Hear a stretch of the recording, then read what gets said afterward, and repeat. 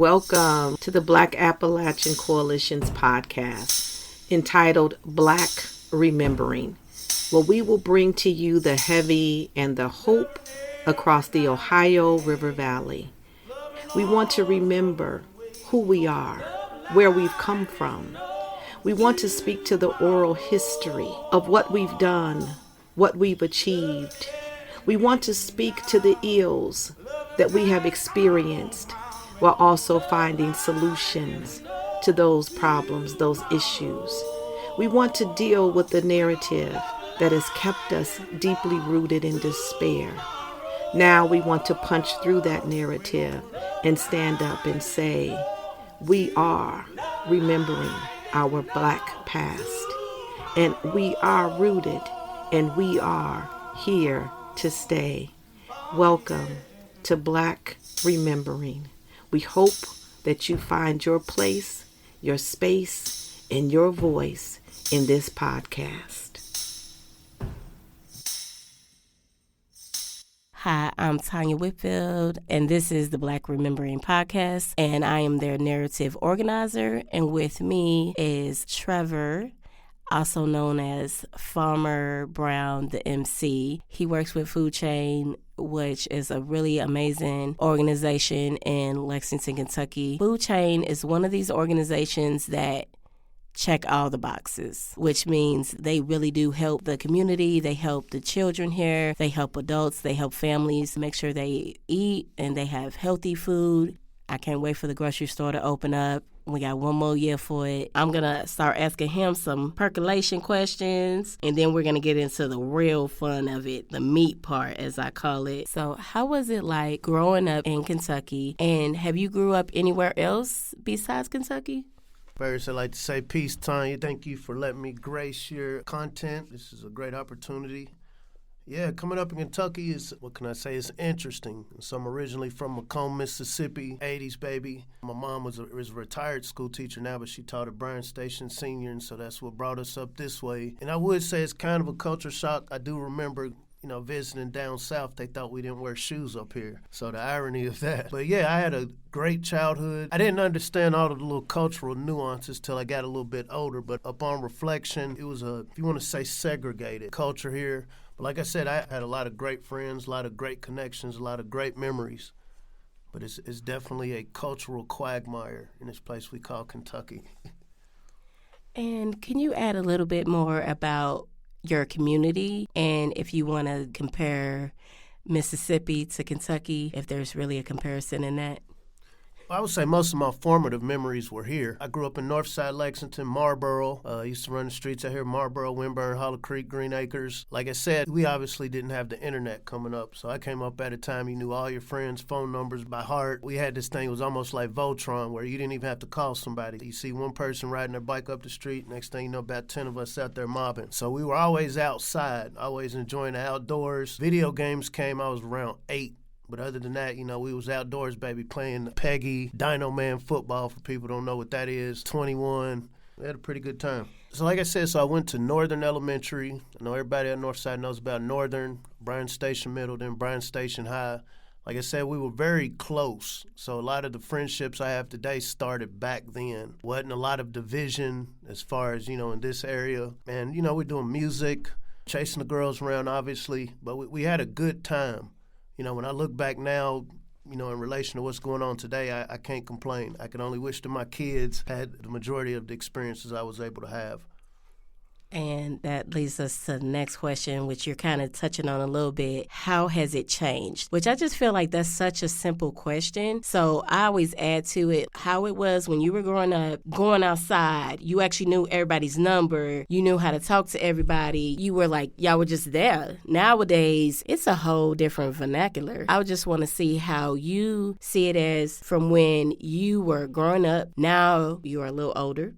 And you have kids, which, of course, we as parents always have these great ideas for our children, but we also want them to be who they are and who they've been created to be. So how do you put together your aspirations for them, because I believe it's okay to have aspirations for your kids, but also having the level of knowing how to let them be them.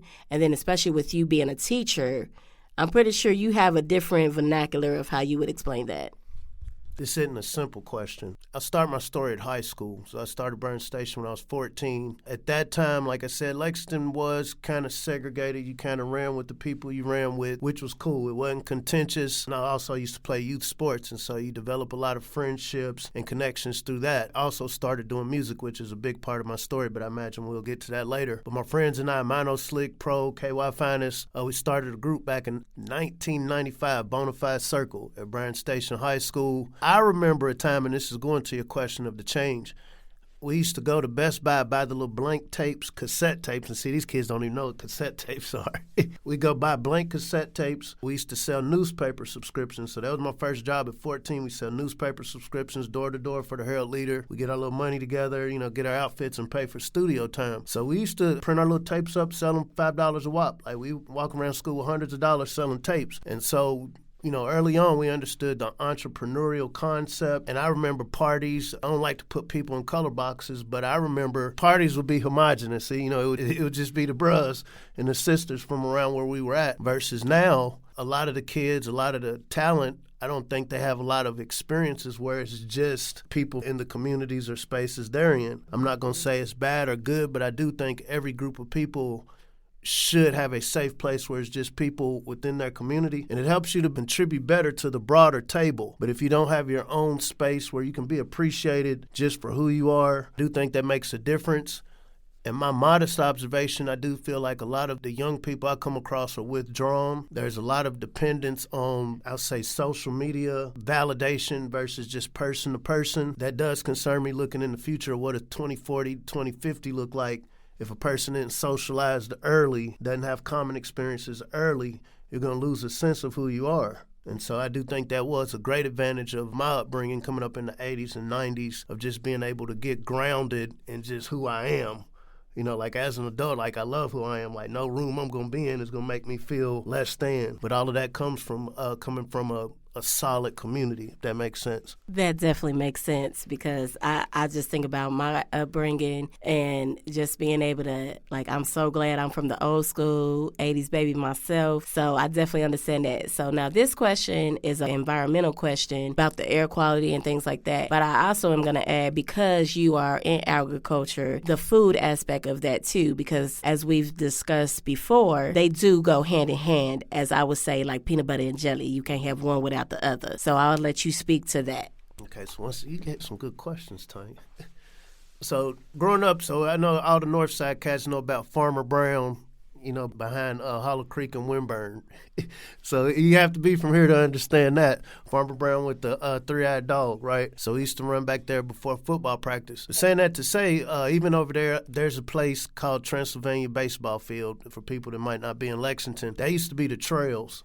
And so we'd be like 10, 20 deep just going in the trails, and that was fun for us. All it was basically some woods, and we spent a lot of time there, and it was the outdoors. We didn't know it was outdoors. We just knew it as this is where we can be away from our parents. We can cuss, say things we wouldn't normally say. But so, yeah, we did have a little bit of connection with the environment. To your point, you're talking about agriculture, so that came a lot later in life. And so I'm going to have to kind of jump around to make it make sense. And so I spent about 15 years. We moved to Atlanta, Georgia, pursuing our music. And it was only when I came back from Atlanta, probably about 2006, that I broke. And this is after touring around the country with Arist and Motown Records, Black Coffee, Rob Jackson. I wanted to figure out something to do with my life. I wanted some sort of substance. Me and some of the homies, we came up with this lawn care business called Hero, Hometown Environmental Restoration Operation. This was around the time Obama was starting to run, so the hype of seeing somebody in that capacity, holding some semblance of power. And this word sustainability kept getting thrown around. And so at that time, I hadn't started gardening yet. Like I said, I'm fresh off the whole music scene and entertainment. And so we came up with this because it was originally a lawn care company. And the concept was, hey, we're in an area where there's a lot of distressed properties. Because I know if you remember around 2008, the crash, a lot of people are losing properties. And so we realized, man, we're 6, 7 deep. We can knock a lot of work out quick. And so one of my homies came to me and said, hey, bro, they'll pay you to go to school. And when I'm thinking, okay, they'll pay me to go to school, what he meant was scholarship. He didn't know. So I'm like, all right, cool. Because the first time I tried to go to college, I was back in 99 after I graduated high school, and I hated it. Had like a 0.8 2 grade point average, because that wasn't what I wanted to do. I wanted to do the music. So long story short, I'm like, okay, it makes sense. Let's get some money, because we went and got our license and everything, registered with the Secretary of State. And now it became, okay, we're going to need some money for some equipment. And I realized the banks over here wouldn't give you more than $1,500, so you can't really build nothing with that. And so I went to school. I got in geek mode, Bluegrass Community and Technical College. And I enrolled almost like a spin the bottle situation in environmental science and technology. One of the best experiences of my life. Mind you, I've been turned up in Atlanta, toured around the country, but it was amazing being in these classes because I'd never heard anything about environmental science, soil quality, water quality, air quality. This was all abstract to me. And so one of the things that stood out to me, and I was there for 2 years to get my associates, is that there was never more than 2 melanated people in my classes. There was one brother, DeAndre, he was from Detroit, and I think he lasted maybe the first 2 semesters. And that goes back to what I'm saying, I hate to jump around about being cultured, right? And so he couldn't take it because, we have these great opportunities, these great experiences. We used to go out, that was my first time doing a nature hike. Like,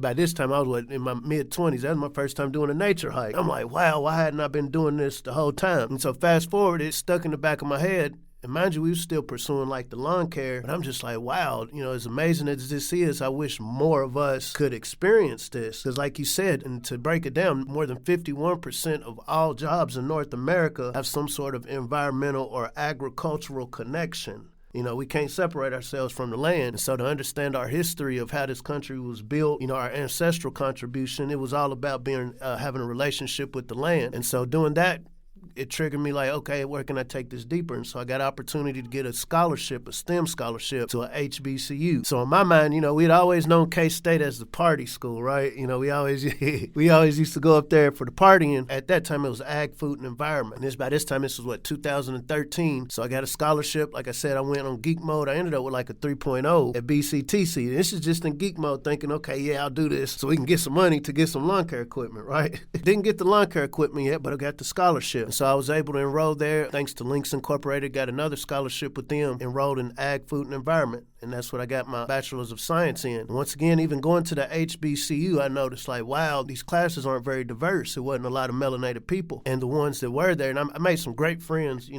cross-culturally. But like I said, it always stuck in my mind, like, why aren't we participating more within this space? Because it's not just being out in the field, plowing, cows and plows, so to speak, like every aspect of food, fuel, and fiber. Like everything that people need is somewhere tied to agriculture and the environment. That's what led to the Farmer Brown MC concept. We're old school. Some of us are stuck in our ways. And so trying to convince, some of us to change our ways or refocus, that's like trying to pull a mule, right? Versus, how do we get these younger people engaged? I would love if we had more farmers because the average farmer right now is 65 years old. And so, with the technological boom that we're experiencing, a lot of people going to be kind of shut out the game. And so my approach is, okay, how can we get these young people more engaged? Just getting excited about it, and then as they age, they can find their niche. I love that. And you said so much, and it's amazing. What is like the 2 or 3 biggest air quality things that you have noticed, or smells, or different things like that? And I'll give you an example. I live behind the peanut butter factory, and one of my princesses says it smells like roasted popcorn. The other one says it smells like peanut butter. So see, you could be in the same area and have 2 different senses. So once again, growing up in Lexington, so I am aware of variations of environmental quality. We actually had good air where I was at. I was never in an area where we smelled necessarily factories or anything like that. Geographically, Kentucky is probably one of the best landscapes on this planet. It used to be called the Athens of the West. If you're looking at the map of the United States, and this goes into your question about environmental quality, it's literally the center of everywhere you would go on this side of the Mississippi River. So even back, the history of Lexington has a deep history. So saying that to say we had pretty good environmental quality. I remember going to New York, it was smog. I could definitely tell a difference. Atlanta, once the pollen starts hitting and then, with all the industrial activity, I have witnessed some not so pristine environments. So saying that to say I do think we do have a blessing in the sense of being in Kentucky where it's not as bad as other places. I do remember, though, the smells where food chain used to be. That was one of the first field trips we went on to elementary, and it was a bread factory. And I mean, next to Cool Side, and you smell bread through the whole neighborhood. So this question And this question could be a big question as well because, I see that you really care about your community and not just because you just want to say you care about it. I feel that vibe. I feel that's who you are because I still remember we was at Feast Eve and he was telling me about an opportunity for my princess. And I was like, she's only going into middle school. I know they have internships. I was like, what? I was like, I had to, of course, talk with her, and she was all aboard. And the process of how they do this is they want the child to fill out the application, which I believe is like the best thing ever because they're the ones that's going to be doing the work. They're the ones that is going to be doing all the things. So they should be a part of that. And she loved it. So all that to say, like when it comes to the community, for now, present, future, what are your hopes? And this is kind of a 3-part question because as a father, as a big brother, uncle, however you phrase that, MC, what are your hopes and all of that? So that's going to take a minute. So we're going to percolate on that and you just let it lead you where it leads you and we just going to see where it goes. I like the way you framed that question. So I'll preface it by saying this. So, we did the production the other day with the kids. We got some things in the work. I'll just say PBS and I'll leave it right there. But when my kids, they're like, is that Princess Lavender? Anytime we go look at the video, is that Princess Lavender? Is that Sophia? Is that Soren? Is that Damien? And so they're knowing these people, right? Like they become characters. They become heroes because my kids just turned 6. So anybody they see that's not as old as dad or mom, that's a hero to them. And so what that represents to me, to answer your question about what do I see as the future, I realize a lot of us old cats, like I said, we're stuck in our ways. Unfortunately, good deeds and community service has been, I would say, over commoditized to where a lot of times we lose focus of really trying to build community, chasing grants. And I'm not saying grants are bad, but whenever money becomes more important than the mission, it becomes a rat race for the money versus how can we affect more people. So saying that to say, my focus is empowering these young people to see, first putting it into context. I don't expect you to be a farmer. I don't expect you to be an environmentalist, but hey, this is lucrative. Sports is $240 billion a year business in North America. Agriculture is $1.1 trillion. The average person doesn't understand that.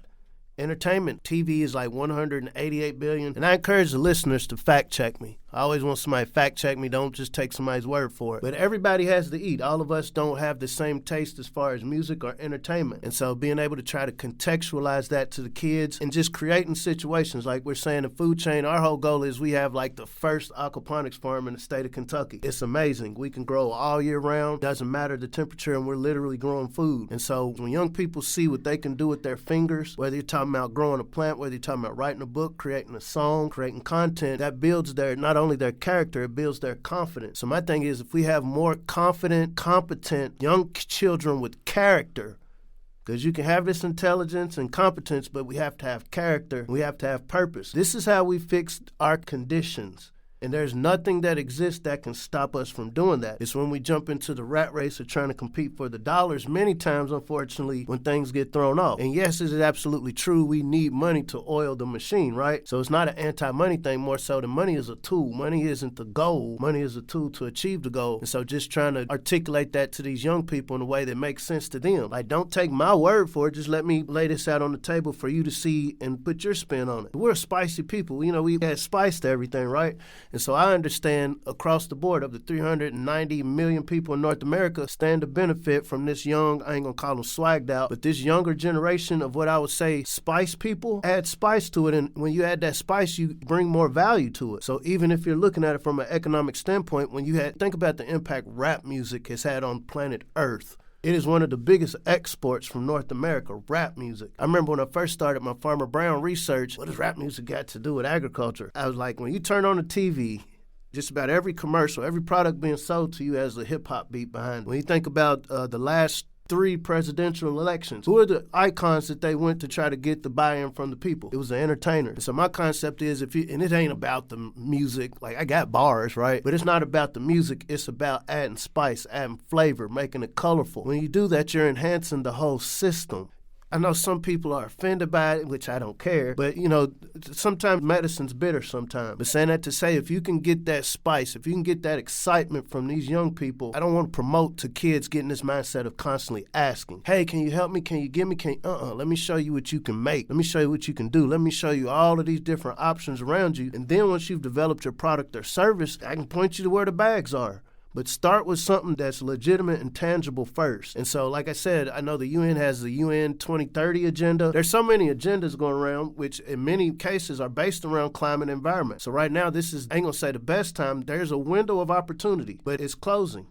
Every day that we go by that we're not using our brains to exercise in a natural sense, once again, being connected to the environment in some sort of way is a day that AI, and I'm not a doom and gloom type of person, but let's just be real. If I have a robot that's more effective in doing a task than a person that hadn't really had any sort of structure or foundation, as a business owner, guess what I'm going to go with? I'm going to go with what's going to get me the best results. So my thing is, how do we prepare more of these students? And it's just one at a time. It takes one pen tip to pop a balloon. So any kid that you can inspire to pursue something, like I said, I'm biased towards ag and environment, but there's so many other areas. But if you can inspire one of them here in the next 10 years, maybe next year, there's no telling of the potential that they have. And in my modest opinion, this is how we change the dynamics that we see that we're not pleased with. It's not going to be through asking. It's not going to be through begging. And I pray, I manifest. What always comes back to me, well, you got everything you're going to get. Use it. Use it. You don't need permission to use it. You got it.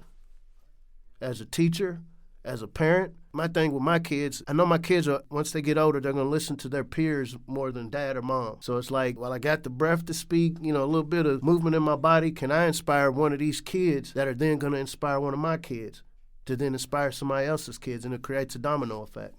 You are awesome. And this is exactly what I like to do, too. And I always go back to my dad. As I always say, when I'm talking about my dad, I'm automatically talking about my mom because they were one. And that's just how that was. With all the love and the spirit that I have, it came from my parents. It came from that. My dad, he was the eldest of 13. They grew up on the farm. That's how they ate. That's how they took care of their crew, so to speak. And then when we moved to Chicago, of course, there was no real farming. So his was, I always make sure everybody ate. He always made sure we had the freshest vegetables, all that kind of stuff. Even if that was a little pricey. And back then, these were the actual food stamps. Like, you had the book and I still remember that. And I still felt fancy when he would trust me with the $5 one because it was a purple color. And I was like, oh, snap, Daddy trusted me with the big money. I always felt rich. And why I still feel rich to this day is because my dad said what poor is when you give up. And I was like, Dad, but you said give up ain't even a real thing. He's like, well, then you'll never be poor because of the mindset. And that's what I love what you said, because money is needed, and my daddy had a saying, if money don't make you happy, give me a little bit of that sadness. But you need to have the character. You need to have all the things. It's baking a cake. You can't just go straight to the icing. There's all these steps. And then you got to cool off the cake before you even put the icing on it if you want it to look good. And that's just a food thing. And so all that to say, when I think about all the people that are impressed by me, impressed by you, I look at why are they? Because of who we are. And we're not changing who we are for anybody. And there's not a price that will make that different, because when you have who you are, even if you go off of it a little bit, you will always come back. And that's not just religious, that's just facts. But you got to have something to come back to. So you got to have a strong foundation. If you do not start with a strong foundation, you are SOL. Even if you look at it in practical terms, if you build your house on sand versus on brick, you already know what's going to go down. So I just thank you, for not only making time to have this conversation with me and all of the viewers that will be hearing this, because like you said, it's a domino effect. I hope that you guys hear that our sincerity and the character, even through this mic, that even if you never meet us, you're like, those are the leaders that we need. Because as I tell my cousins that are a little younger than me, we the next set of people. Because once our elders go, I don't want to wait till they go. I'm trying to learn as much from them. And it doesn't mean I can't learn from younger, because I've learned from my kids. I've learned from your kids. I've learned from a whole level. And it's because I am teachable. I am open. I don't feel like I know everything, even though, yes, I have worked most of my life. I do have a lot of experience. But even with that, there's still so much more to grow in that. And I just want to thank everybody that hears this, and to really feel why we do this. This is what we're all about. We're about bringing knowledge, and I always fact check everything. I agree with that wholeheartedly. And I just want to thank Farmer Brown, the MC, again, for him to still make time. And I just can't wait to see how people hear this, how they view it, what the comments will be. I'm ready for all of it. And with that, I'm going to say goodbye. Do you want to say any last words? Like I like to say, if you really want to know something, learn how to grow something. Most spiritual texts, historical texts that the world abides by started in a garden. Civilization started when man was able to provide food consistently. When our ancestors had to chase rabbits and deer and buffalo down for days at a time. It wasn't promised that you was going to get it, so we didn't have time to be entertained. We didn't have time for the arts. So saying that to say, literal and metaphorically speaking, this is a great opportunity to plant seeds in the minds of our children. This is a great opportunity to not only let technology be something that drives us, but we flip the game and drive technology in a direction that feeds us, clothes us, employs us. We have the power to do it. We like to evoke Black Wall Street and all of that, but we are in Wakanda and we can make that. But like I said, it starts with that seed. Never underestimate what these young people are capable of by just planting a little seed in their mind and then letting them see us as individuals learn how to work together. I notice when my kids don't listen to what I say, they watch what I do.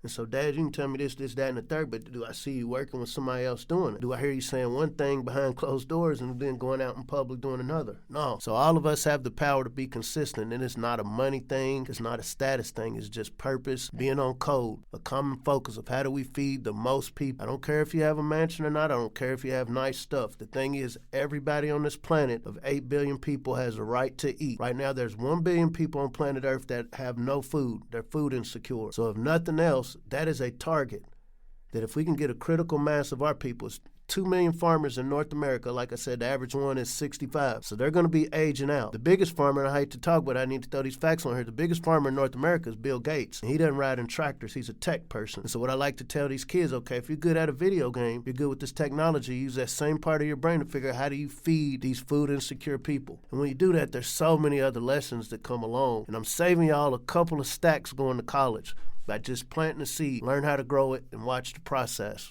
Thank you again, and this won't be the last time you hear from Farmer Brown, the MC. We will definitely have another percolation of this when the time permits, but we're going to let you percolate on this first. And with all that, y'all be blessed, stay safe wherever you're at, and I hope with everything that you've heard on this podcast and any of the other ones that I have done so far, that you really feel hope, and no matter how you feel, even if you don't like anything, that something percolates in your mind. And I'm out.